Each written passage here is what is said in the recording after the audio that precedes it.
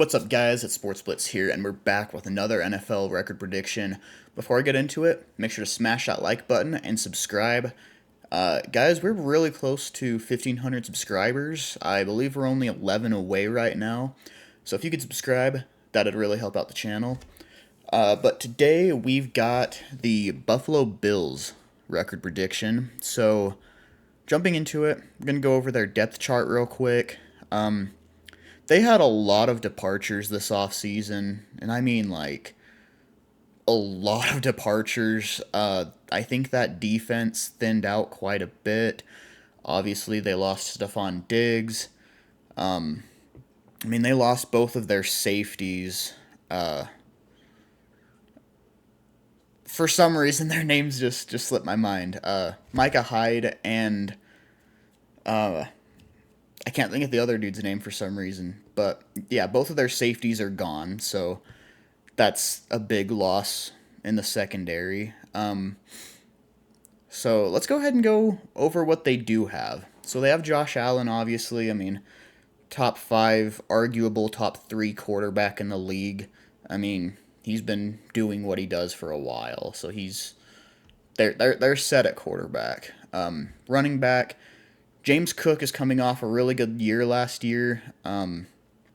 I want to say, if I'm not mistaken, I believe he averaged like 6 yards a carry. Let me verify that. Okay, it was only 4.7 yards a carry. But still, 1,100 yards. The year before, he had 5.7 yards a carry, so that's probably what I was thinking of. But coming off a good year for James Cook, they did also bring in. I don't know if Ty Johnson was with them last year. Honestly, I'm not loving the depth behind James Cook. I think they could definitely use some more depth back there. But as long as James Cook stays healthy, their run game should be pretty good. Wide receivers, they do have Khalil Shakir.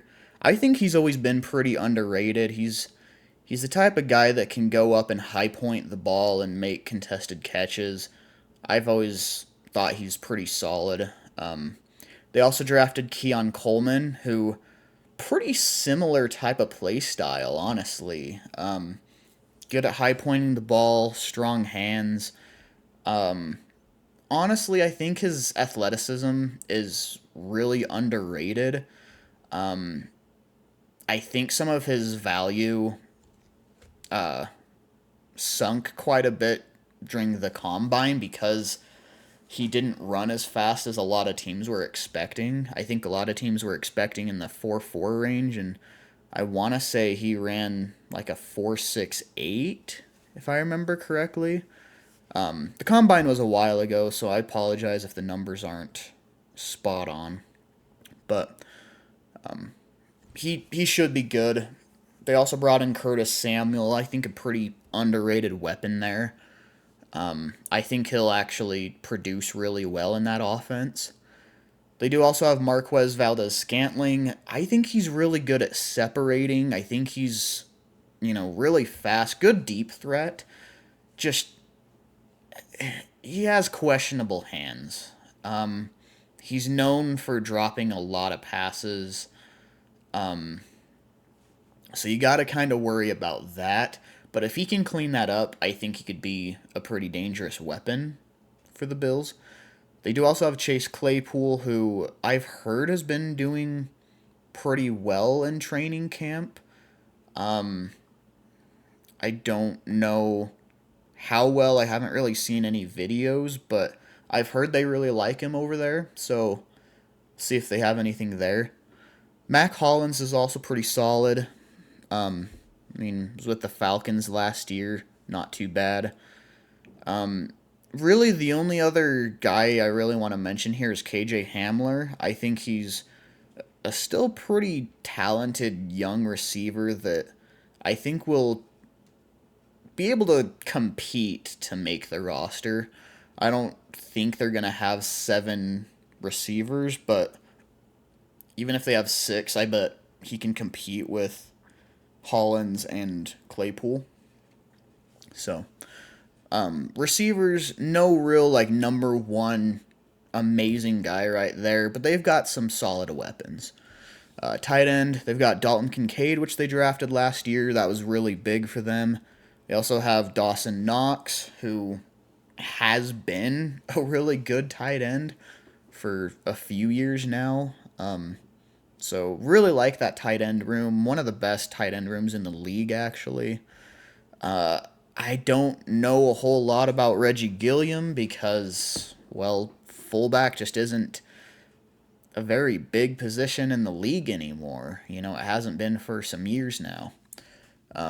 Offensive line, they've got Dion Dawkins, who has been a pretty solid left tackle for a while now. David Edwards is pretty solid. Connor McGovern is pretty solid as well. Osiris Torrance. I've heard his name a lot, but I don't know too much about him, so I don't know how solid he is. And then Spencer Brown, another solid tackle for a while. Looking at some of the depth there, they drafted Cedric Van Pren this year. I think that was really good. Honestly, if either of the guards tend to struggle at all this season, I could see them plugging in Cedric Van Pren at either guard spot. I think it'd be nice to implement him in that O line anywhere, really. And then Lyle Collins is a solid tackle as well, especially as a backup. That's some good depth to have. So pretty good O line as well. Looking at the defense, obviously got Greg Rousseau. He's been a pretty good edge rusher for a couple years now, and I think he's just going to continue to get better.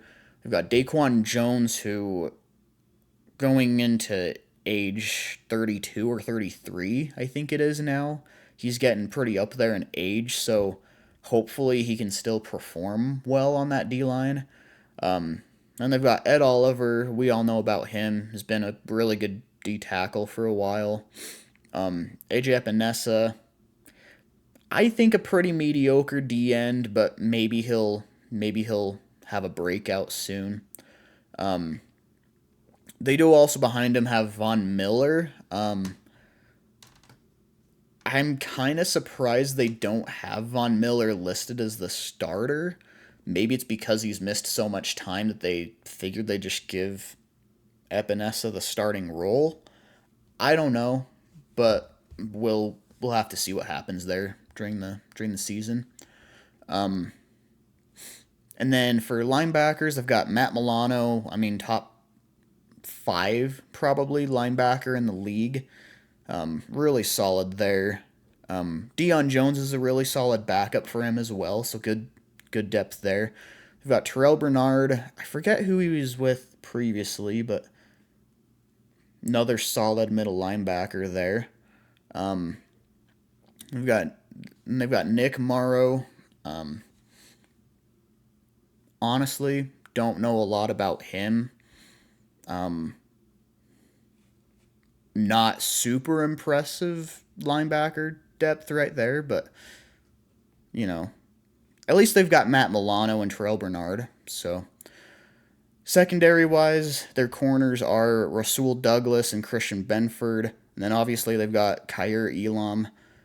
I think that's a pretty good group of corners there. I'm a little surprised Kaiir Elam isn't starting over Christian Benford, but you know, maybe they're battling it out.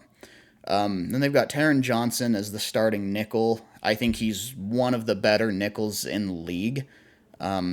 He's been pretty good there for a few years. Then their safeties right now are Taylor Rapp and Mike Edwards.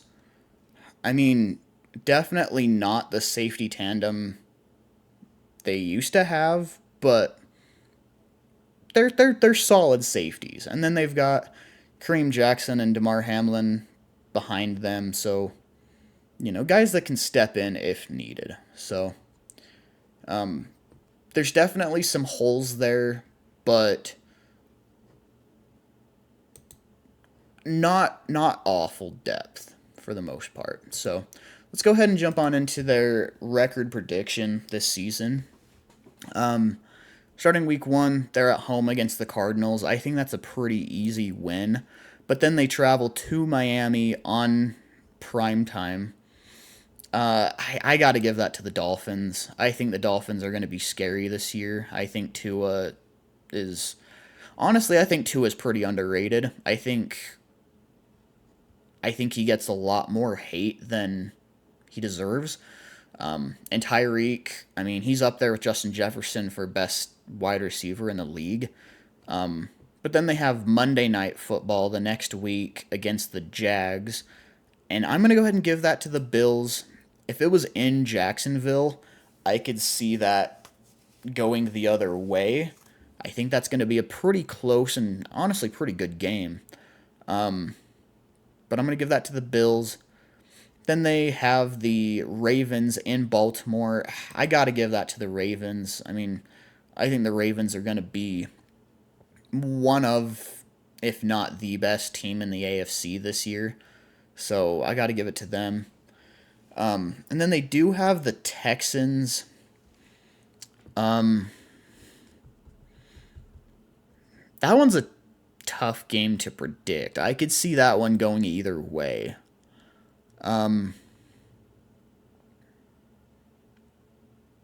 This could potentially be a Stephon Diggs revenge game.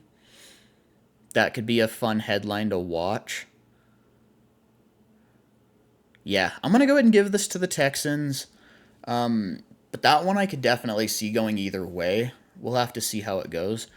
And then they have the Jets on Monday Night Football. They've got a lot of primetime games. Holy crap.